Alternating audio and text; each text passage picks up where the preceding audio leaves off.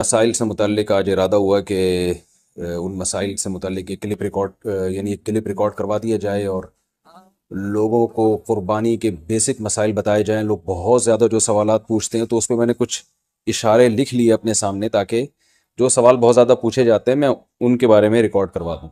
تو میں انشاءاللہ یہ جو قربانی ہے اس کے بالکل شروع سے لے کے آخر تک ترتیب سے کوشش کرتا ہوں کہ مسائل بیان کروں، اور جو مسائل بہت زیادہ پوچھے جاتے ہیں اللہ تعالیٰ سے دعا ہے کہ وہ سارے آ جائیں. تو پہلا سب سے بڑا مسئلہ یہ ہے کہ قربانی واجب کس پر ہے. قربانی واجب کس پر ہے؟ لم سم عوام کی سہولت کے لیے ایک نصاب بیان کرتا ہوں جو علماء بتاتے ہیں. 52.5 تولہ چاندی دیکھ لیے گا نیٹ پر. تو اتنی مالیت کا کسی کے پاس سونا ہو یا چاندی ہو یا تجارتی مال ہو، تجارتی مال کہتے ہیں وہ سامان جو بیچنے کے لیے آپ نے خریدا ہے، یا کیش رقم ہو، یا یہ کہ ضرورت سے زائد سامان. ضرورت سے زائد سامان کہتے ہیں وہ سامان جو پورے سال بھی استعمال نہ ہوتا ہو.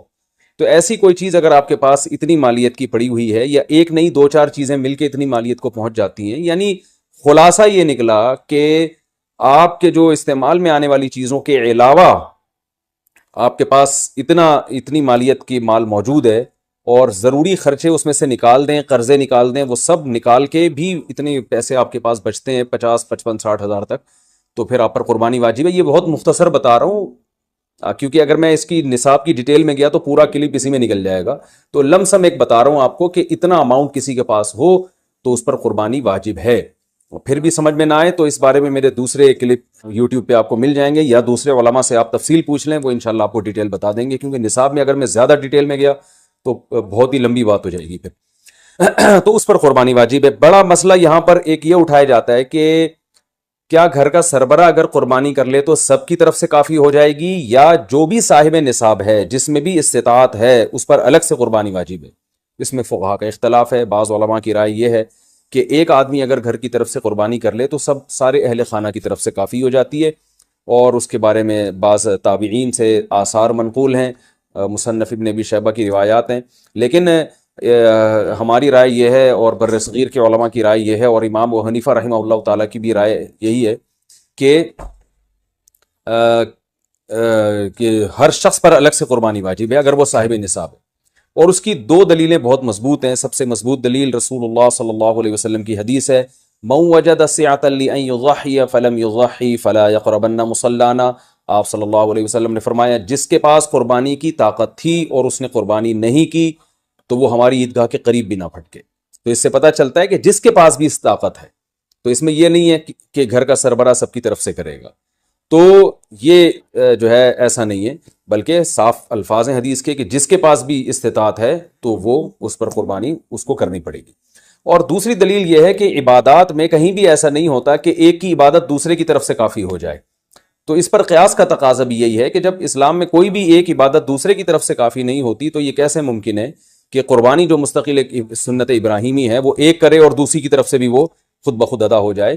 تو یہ اس کا بھی تقاضا ہے. بعض حضرات یہ دلیل دیتے ہیں کہ حضرت ابو بکر اور عمر رضی اللہ عنہما قربانی نہیں کرتے تھے. اچھا سوری، یہ دوسرے مسئلے کی دلیل ہے. تو پہلا تو یہ ہو گیا کہ قربانی ہر صاحب استطاعت پر لازم ہے. بیگم کے پاس اگر زیور ہے اور اتنی مالیت کا ہے تو اس پر بھی قربانی واجب ہے. پھر وہ الگ بات ہے کہ اس کی طرف سے میاں اس کی پرمیشن سے کر دے، یعنی واجب تو اس پر ہوگی لیکن ضروری نہیں ہے کہ وہ خود کرے، اس کی طرف سے اس کا میاں بھی کر سکتا ہے اس کی پرمیشن سے، اجازت سے. اور میاں اپنی طرف سے بھی ایک کر دے اور بیگم کی طرف سے بھی ایک کر دے. یعنی گھر کے ایک فرد کرے گا اور سب کی طرف سے کافی ہو جائے، یہ نہیں ہے، بلکہ ہر فرد کو الگ کرنی پڑے گی. وہ الگ بات ہے کہ اپنے پیسے سے کرنا ضروری نہیں ہے، وہ فرد خود کرے یا کسی سے کروا دے. پھر جب کسی سے قربانی کروائے گا تو اس کو پیسے دے، یا جو قربانی اس کی طرف سے کر رہا ہے وہ خود اپنے پیسے استعمال کر لے تو بھی ٹھیک ہے. یعنی یہ بھی ٹھیک ہے کہ آپ کے جو ابا ہیں، آپ کے جو والد صاحب ہیں وہ قربانی کر رہے ہیں اور سب بالغ بچوں کی طرف سے کر رہے ہیں، پیسے کسی سے نہیں لے رہے تو بھی ٹھیک ہے، کوئی حرج نہیں ہے. یا شوہر بیوی کی طرف سے کر رہا ہے اور پیسے نہیں لے رہا اس سے تو بہت اچھی بات ہے. ایسا نیک شوہر اللہ میاں سب کو دلائے. تو یا بیگم صاحبہ کر رہی ہیں اپنے خرچے پہ اور میاں کی طرف سے بھی کر رہی ہیں، میاں سے پیسے نہیں لے رہی ہیں، تو سبحان اللہ، بہت اچھا لگا آپ کو سن کے، تو ہمیں بھی بہت اچھا لگا.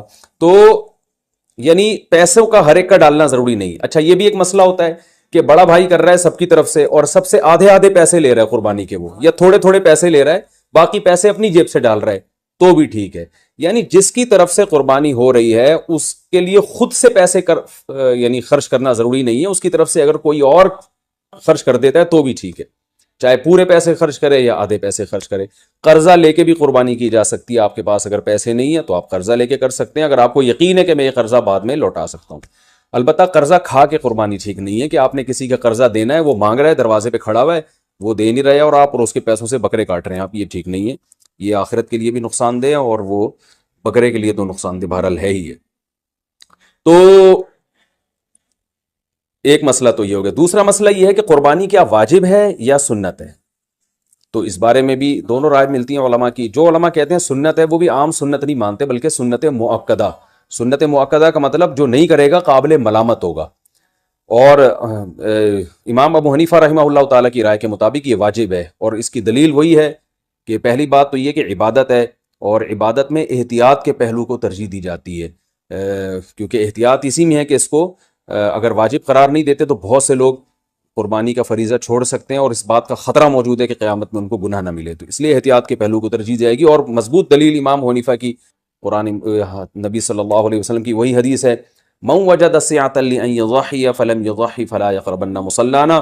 آپ صلی اللہ علیہ وسلم نے فرمایا جس کے پاس قربانی کی گنجائش تھی اور اس نے قربانی نہیں کی وہ ہماری عیدگاہ کے قریب بھی مت پھٹکے. آپ صلی اللہ علیہ وسلم 10 سال مدینہ منورہ رہے, ہمیشہ آپ صلی اللہ علیہ وسلم نے قربانی کی. بعض حضرات یہ دلیل دیتے ہیں کہ حضرت ابو بکر اور حضرت عمر نے قربانی نہیں کی اپنے دور خلافت میں, اس سے پتہ چلتا ہے کہ قربانی واجب نہیں ہے. تو یہ دلیل اس لیے درست نہیں ہے کہ حضرت ابو بکر اور حضرت عمر رضی اللہ تعالیٰ عنہ مسکین تھے, غریب تھے, اگرچہ مسلمانوں کے خلیفہ تھے, لیکن یہ ان کی ایک کوالٹی تھی کہ اتنے لاکھوں مربع میل کے مالک ہونے کے باوجود وہ پیون زدہ کپڑے پہنتے تھے. تو صاحب استطاعت پہ قربانی واجب ہے. یہ دونوں حضرات بڑے تھے مگر قربانی نہیں کی انہوں نے, جیسے کہ روایت میں آتا ہے, اس کی وجہ استطاعت نہ ہونا. تو استطاعت اگر نہیں ہے تو پھر قربانی لازم نہیں ہے.